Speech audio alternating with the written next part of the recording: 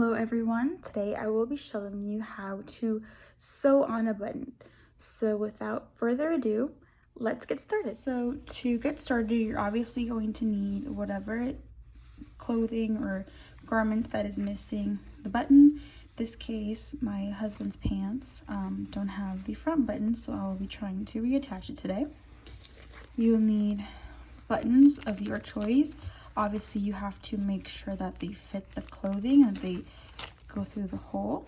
And then needle and thread, preferably that they match the actual clothing, but it doesn't have to if you don't really care, if you don't really mind that it doesn't match. So let's get started. So once you've threaded your needle, kind of like I have here, then you're gonna look for the part of the pants where the button used to be, so you can kind of tell here by the remainder of the thread and just the little marks. Another thing you can do is just try to like flatten out your pants and just kind of see where like they naturally fall together, but for me it's just easier if I start here because it kind of just tells me where it was. So now I'm going to put the needle through the back, kind of like around here. I'm gonna have to show you off camera because I can't do it with one hand, but I'll show you what it looks like once I've threaded it. So as you can see, I kind of just poked the needle through the back and you have the string, or the thread, sorry, and then you don't just kind of hang out.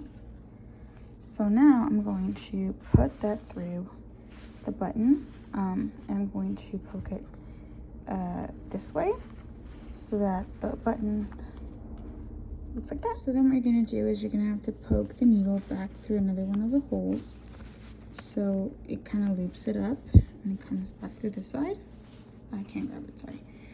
And then you're just gonna keep pulling back and forth over and over again. So again, I'll have to do this off camera because I can't do it with one hand. Okay, so once you've threaded it back and forth a few times, it's gonna look like this.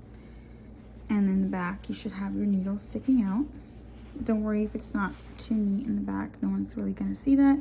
So then you want to form a knot with your needle. So you're gonna just pull it through the loop here, and I'm just gonna do it with my left hand so I can show you. You have to just like pull it, sorry, a few times and just kind of like thread it through here so you can form a knot.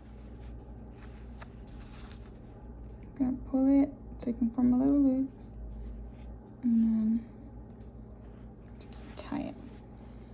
And then we'll do the same thing again on the other two sides. Okay, so here's what it's gonna look like once you've done both sides. And then obviously there's a mess in the back from all the knots that I made, but that way you know it's gonna be nice and secure. So now after you've made all your knots, you're just gonna go ahead and cut it off with scissors. You see, it's kind of hard because I'm doing this with my left hand, so bear with me. Okay, so now I've cut off the back, and yes, it looks messy, but no one's gonna see that. So now you can just, again, I'm doing this with my left hand, so you can obviously fit the button through here now, just like so.